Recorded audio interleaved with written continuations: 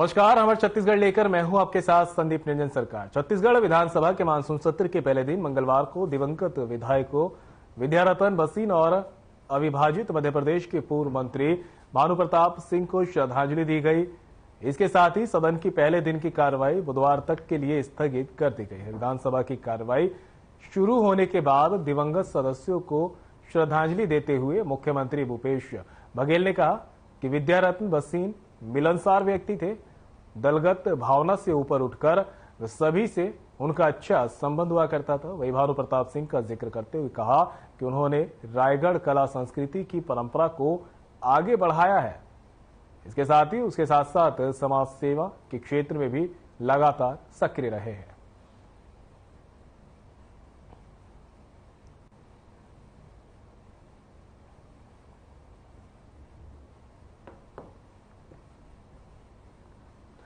CM Bhupesh Baghel ने बेंगलुरु में विपक्ष की होने वाली बैठक को लेकर बड़ा बयान दिया है। लोकसभा चुनाव और लोकतंत्र की रक्षा के लिए इस बैठक को सीएम ने काफी अहम बताया। इसके साथ ही भूपेश बघेल ने छत्तीसगढ़ में बीजेपी की स्थिति को लेकर उस पर तंज भी कसा। उन्होंने कहा कि छत्तीसगढ़ में बीजेपी मुद्दा विहीन पार्टी है। सीएम ने प्रदेशवासियों को हरेली की बधाई भी दी। जिस प्रकार से केंद्र में भारतीय जनता पार्टी की सरकार निरंकुश हो चुकी है और लोकतंत्र को दबाने का काम, जितने भी हमारी संवैधानिक संस्थाएं हैं उसे कमजोर करने का जो काम पिछले 9-9.5 सालों में जो हुआ है, और ये देश के लिए, प्रजातंत्र के लिए उचित नहीं है। और इस बात को सभी दलों ने महसूस किया और एक साथ बैठने का निर्णय लिया। पहले पटना में हुआ था और बेंगलुरु में बैठक हो रही है, जिसमें 26 दल के लोग उसमें शामिल हुए हैं। तो ये बड़ी उपलब्धि है प्रजातंत्र के लिए भी और 2024 के चुनाव के लिए ये बैठक बहुत महत्वपूर्ण है। और उसे भारतीय जनता पार्टी और उसके सहयोगी दल के लोग बड़े घबराए हुए हैं और इस कारण से वो लोग भी आनन फानन में बैठक आयोजित किए हैं। तो ये बताता है कि जो 26 दल के जो बैठक हो रही है उससे भारतीय जनता पार्टी बहुत घबराई हुई है, डरी हुई है। छत्तीसगढ़ प्रदेश कांग्रेस कमेटी के नवनियुक्त प्रदेश अध्यक्ष दीपक बैज का जोरदार स्वागत हुआ है। पहली बार बस्तर आगमन पर स्वागत में यूथ कांग्रेस द्वारा बाइक रैली निकाली गई। जगदलपुर में कांग्रेसियों द्वारा बरसते पानी में भी चौक चौराहों में अनेक जगहों पर जोरदार स्वागत किया गया। प्रदेश अध्यक्ष दीपक बैज जगदलपुर के दंतेश्वरी माई का आशीर्वाद लेते हुए सीधे कांग्रेस भवन जाकर कांग्रेसियों से उन्होंने मुलाकात की।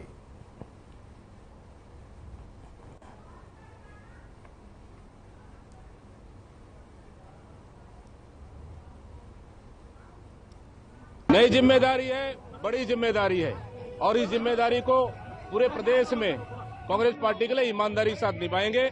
हमारा लक्ष्य है छत्तीसगढ़ में कांग्रेस की सरकार बनाना और 75+ सीट लाके हम सरकार भारी हम सीटों के साथ जीत कर आएंगे और छत्तीसगढ़ में दोबारा 2023 में हम सरकार बनाएंगे। आदिवासी नाराज है? कोई आदिवासी नाराज नहीं है। कुछ लोग उकसाने का कर रहे हैं, कुछ लोग भड़काने का काम कर रहे हैं। भारतीय जनता पार्टी एक बी टीम के तहत काम करने का प्रयास कर रही है, उससे कोई फर्क नहीं पड़ेगा। ये भारतीय जनता पार्टी का प्लानिंग है कि वो आदिवासियों को हमेशा 15 साल में एक अजायब घर की तरह इस्तेमाल किया। आज भी कुछ लोग इस्तेमाल करना चाहती है, वो प्रदेश की जनता जान रही है।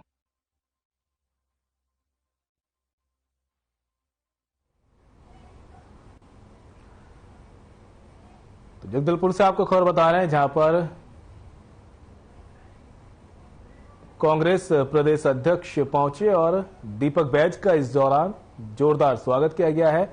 नवनियुक्त कांग्रेस प्रदेश अध्यक्ष हैं दीपक बैज। बस्तर पहुंचने पर उनका जोरदार स्वागत कांग्रेस कार्यकर्ताओं की तरफ से किया गया और इसी के साथ ही इस दौरान बाइक रैली भी उनके स्वागत में निकाली गई। देख सकते हैं किस तरह से बारिश के बीच भी कांग्रेस कार्यकर्ताओं का उत्साह कम नहीं हुआ और यहां पर रैली निकालकर स्वागत किया गया है। प्रदेश अध्यक्ष दीपक बैज का स्वागत किया गया।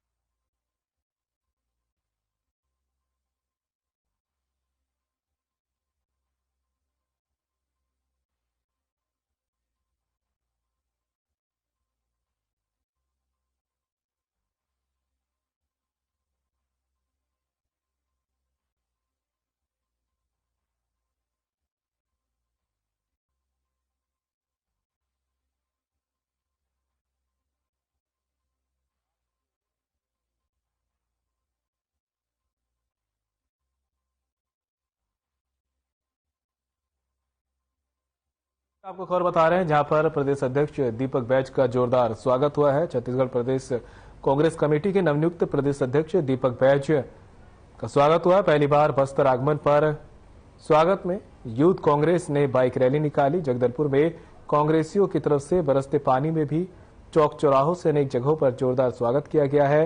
प्रदेश अध्यक्ष दीपक बैज जगदलपुर के दंतेश्वरी माई का आशीर्वाद लेते हुए सीधे कांग्रेस भवन की तरफ उन्होंने अपना रुख किया।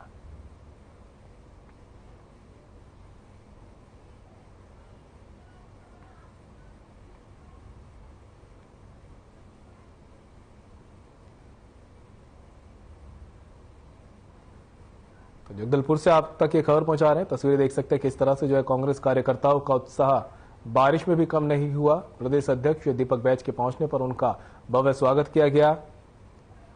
बस्तर आगमन पर यूथ कांग्रेस ने बाइक रैली निकालकर उनका स्वागत किया है।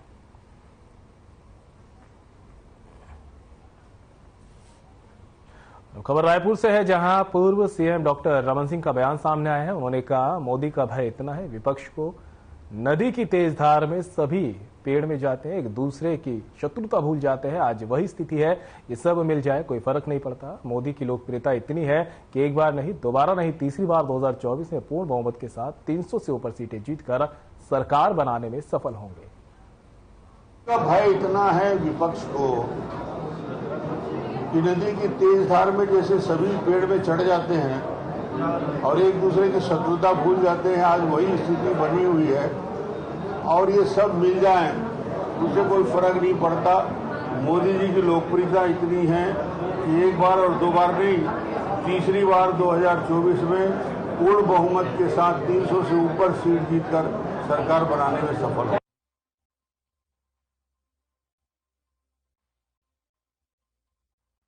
और रायपुर से है जहां बीजेपी विधायक दल की बैठक शुरू हुई। एकात्मक परिसर में ये बैठक चली और बैठक में नेता प्रतिपक्ष नारायण चंदेल, पूर्व मुख्यमंत्री डॉक्टर रमन सिंह, धर्मलाल कौशिक, धर्मलाल और ब्रजमोहन अग्रवाल सहित सभी विधायक बैठक में मौजूद रहे।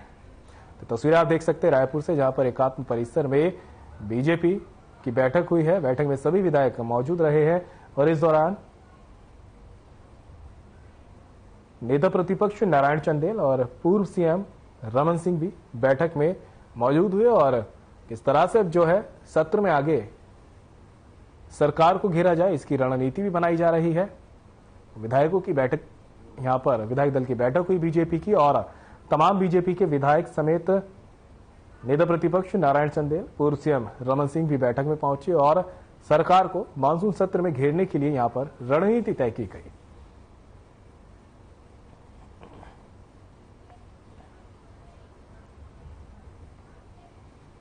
और पूर्व मंत्री अजय चंद्राकर ने प्रेस वार्ता को संबोधित करते हुए कहा कि रेत के खदान 15 जून तक बंद हो जाने थे। आज एनजीटी के नियमों का उल्लंघन किया जा रहा है। प्रदेश में माफिया सक्रिय हो गए हैं। बिलासपुर में डूबने से जिन लोगों की मौत हुई है, इनके जिम्मेदार कौन है? माफियाओं के कारण यहां पर 3 सगी बहनों की मौत हुई है। और आपको बता दें इस घटना पर 4 सदस्यीय जांच दल का गठन किया गया है। जांच के बाद बीजेपी रिपोर्ट पेश करेगी।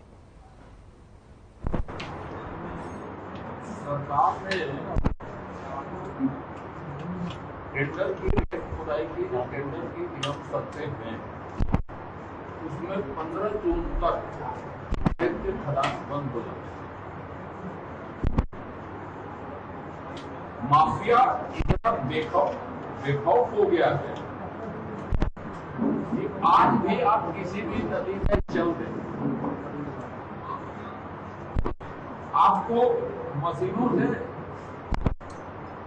प्रोपेलिंग से, इससे उससे, जेसीबी से, मशीन से रेत खुदाई होते दिख जाएंगे।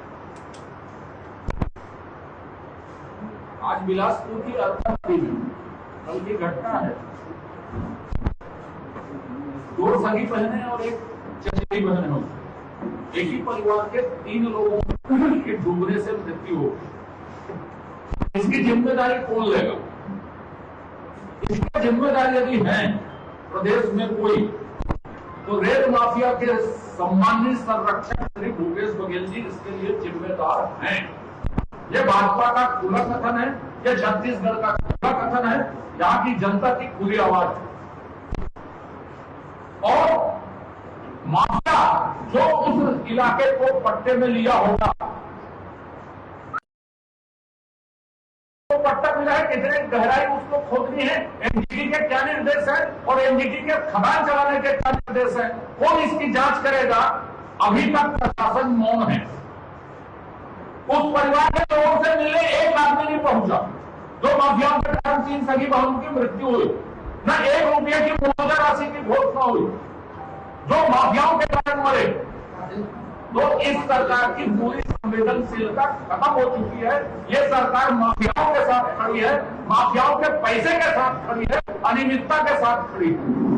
और प्रदेश में ये बहने तो मरी, उसके अतिरिक्त आप जाके देखिए, शिवनाथ की धार बदल रही मुहाने में। पहली नदी में जाके देखिए, जहां से पहली नदी निकली है, दरियाबंद तक आई है, आप देखिए रेत दिखेगा नहीं।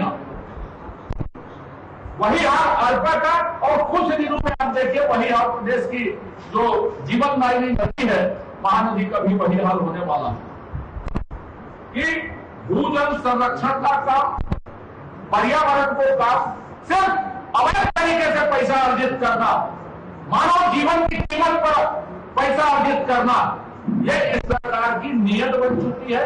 इस सरकार की दाल में अवैध कमाई के पैसे का खून लग गया है। उससे आगे कोई चीज इस सरकार के लिए मायने नहीं रखती। हम एक जांच दल की इसमें घोषणा किए हैं। हमारी प्रवक्ता और माननीय विधायक रंजना साहू जी इसकी संयोजक है। प्रदेश अध्यक्ष महिला मोर्चा श्रीमती शालिनी राजपूत, श्रीमती पूजा विधानी जी, श्रीमती पुनीता डहरिया जी, श्रीमती जयश्री चौकसे, आप सब 4 और सदस्य हैं जो इनके सदस्य होंगे और इनको हमने 10 दिन के अंदर रिपोर्ट करने के लिए कहा है। और हम उस परिवार के प्रति संवेदना व्यक्त करते हैं और हमारी ओर से जो संभव मदद होगी वहां के विधायक माननीय रजनीश सिंह जी हैं, वो सदस्य परिवार के संपर्क में हैं। उनके रिपोर्ट के हिसाब से, समिति के रिपोर्ट के हिसाब से जो कार्रवाई करनी होगी भारतीय जनता पार्टी आगे कदम उठाएगी। अजय जी, सबसे बड़ी बात यह है कि बहुत बड़ा मुद्दा है एनजीटी के नियमों का उल्लंघन है, ये आप भी कह रहे हैं। भारतीय जनता पार्टी इस मुद्दे को एनजीटी लेके जाएगी क्या? बिल्कुल, रिपोर्ट के बाद जो कार्रवाई हमने कहा हमारी भूमिका तय है। ये जांच तो करें कि वो पट्टे में किसको मिली थी, कितनी मिली थी, कितना खोदना था, कितना खोदा गया, वो रिपोर्ट तो आए। अभी तो प्रथम चर्या जो रिपोर्ट आई है वो आपके माध्यम से आई और इसीलिए इसमें हमने समिति के कार्य भी निर्धारित किए हैं, समय भी निर्धारित किया। 10 दिन मिला हम घोषित करते हैं तो हम ये नहीं कहते कि इतने दिन में आपको रिपोर्ट देनी है।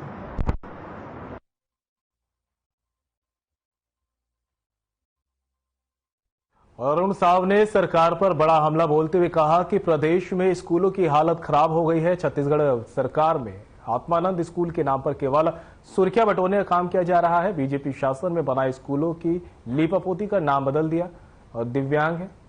पौने 5 सालों में भूपेश बघेल की सरकार ने अन्य शासकीय स्कूलों की तरफ ध्यान नहीं दिया। यही कारण है कि रायपुर सहित बस्तर, सरगुजा संभाग सहित पूरे प्रदेश में स्कूलों की स्थिति काफी दयनीय हो गई है। कहीं शिक्षकों की कमी है तो कहीं पर शिक्षक नशे की हालत में स्कूल पहुंच रहे हैं। कांग्रेस की सरकार ने शिक्षा क्षेत्र में विकास के लिए सुरक्षित पैसों को भी खर्च कर दिया है। सरकार के पास शिक्षा क्षेत्र में विकास के लिए दूरदृष्टि होती तो प्रदेश के शासकीय स्कूल यूं जर्जर ना होते, बच्चे डूबती कक्षा में ना बैठते।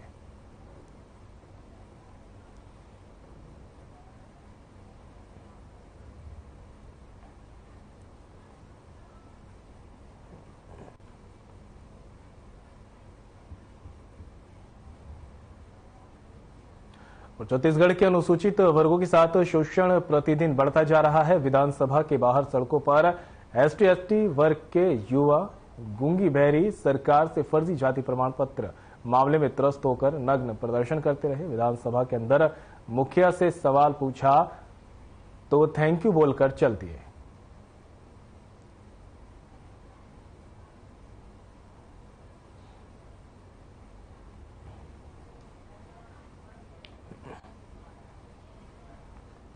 और रायपुर से इस वक्त की बड़ी खबर सामने आ रही है। आपको इस वक्त की बड़ी खबर रायपुर से रूबरू करा देते हैं। सेंदरी गांव में 3 बच्चों की मौत का मामला। रेत खदान में नहाने गई 3 बच्चियों की हुई थी मौत। जांच के लिए बीजेपी ने बनाई 5 सदस्यीय कमेटी। विधायक रंजना साहू कमेटी की संयोजक है। तो बड़ी खबर आप तक पहुंचा रहे हैं, रायपुर से आ रही है। सेंदरी गांव में 3 बच्चियों की मौत का मामला। अब रेत खदान में नहाने गई थी 3 बच्चियों की मौत हुई है। जांच के लिए बीजेपी ने 5 सदस्यीय कमेटी बनाई है और विधायक रंजना साहू कमेटी की संयोजक रहेंगी। जांच कर प्रदेश अध्यक्ष अरुण साव को पूरे मामले की रिपोर्ट सौंपी जाएगी। बड़ी खबर रायपुर से आप तक बता रहे हैं, जहां पर रेत खदान में नहाने गई 3 बच्चियों की मौत हुई थी। इस मामले में अब बीजेपी ने 5 सदस्यीय कमेटी बनाई है और विधायक रंजना साहू को कमेटी का संयोजक बनाया गया।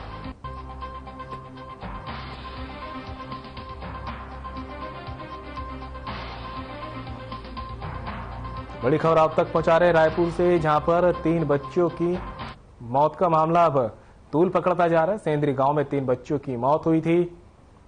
विधायक रंजना साहू को कमेटी की संयोजक बनाया गया है। बीजेपी ने 5 सदस्यीय कमेटी बनाई है, जिसकी अब संयोजक विधायक रंजना साहू को बनाया गया।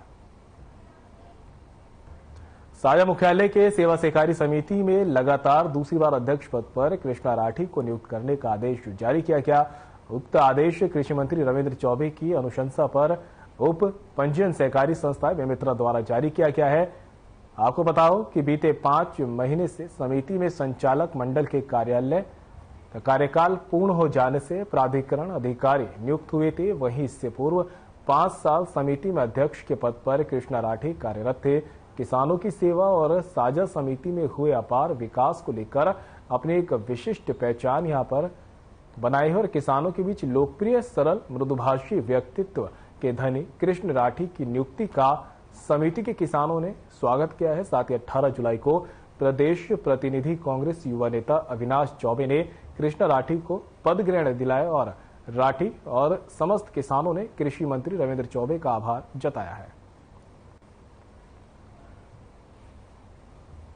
पहले साझा सोसाइटी का अध्यक्ष था और किसानों को मैंने सेवा किया और आदरणीय चौबे जी, हमारे माननीय रविंद्र चौबे जी के आशीर्वाद से मुझे दूसरी बार अध्यक्ष बनने का मौका मिला है और साझा सोसाइटी के किसानों की सेवा करने का उनका मेरे को निर्देश है और इस कार्य को मैं पूरी तत्परता के साथ, कर्तव्य निष्ठा के साथ पूरी करूंगा। श्री कृष्णा राठी को जो अध्यक्ष पद का भार दिया गया है, निसंदेह उनके सर्वश्रेष्ठ कार्यकाल का परिणाम था कि आज किसानों की बहुत मांग थी कि कृष्णा राठी को फिर से साझा सोसाइटी का अध्यक्ष बनाया जाए। मैं खूब बधाई देता हूं भाई कृष्णा राठी को और उम्मीद करता हूं कि पिछले कार्यकाल से भी बेहतर कार्यकाल ये इस साल पूरा करेंगे।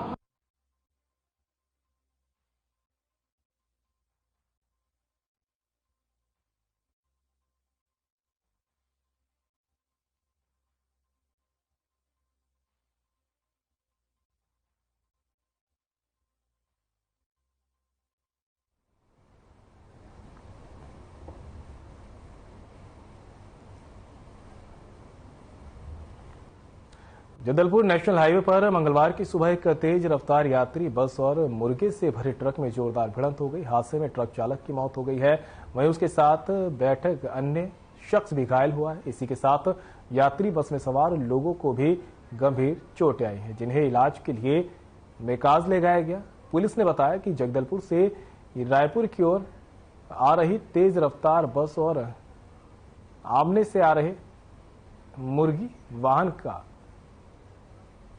आसना के पास सुबह करीब 6 बजे आमने सामने टक्कर हो गई। इस हादसे में बस सवार करीब आधा दर्जन लोग चोटिल हो गए।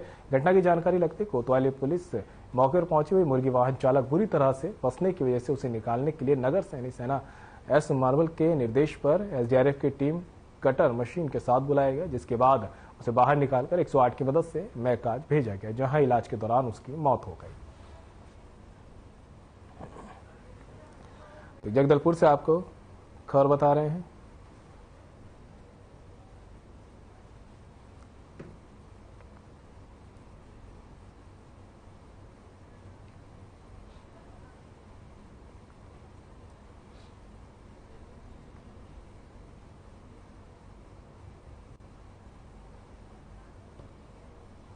तो वही 3 सूत्रीय मांगों को लेकर स्वच्छता दीदी महिला और पुरुष संघ ने बेमेतरा में अनिश्चितकालीन हड़ताल शुरू की है। जिले के 136 से स्वच्छता दीदी महिला और पुरुष महासंघ का प्रदर्शन तहसील विमित्रा कार्यालय के सामने किया जा रहा है। तहसील इकाई अध्यक्ष मिथिला साहू ने बताया कि महासंघ के प्रांत व्यापी आंदोलन के तहत कलेक्टर दर पर भुगतान सभी कर्मचारियों की पीएफ राशि कटाने प्रत्येक रविवार को अवकाश की मांग प्रमुख रूप से शामिल है। बता दें कि विमित्रा में डोर टू डोर कचरा कलेक्शन का काम करने वाली महिला कर्मचारी हड़ताल पर चली गई है। उनके हड़ताल पर जाने से शहर समेत जिले की सभी नगर पंचायत में सफाई व्यवस्था चरमरा गई।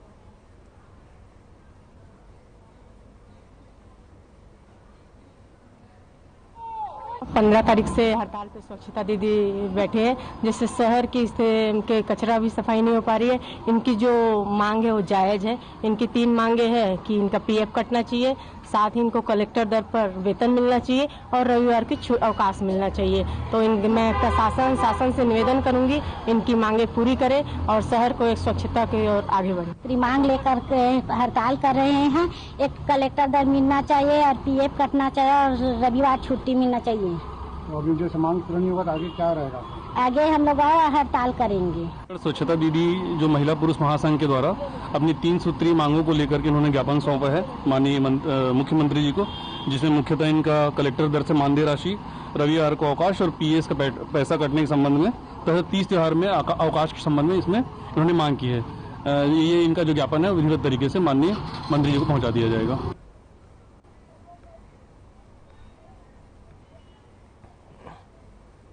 और बुलेटिन में मेरे साथ इतना ही। दीजिए इजाजत। नमस्कार।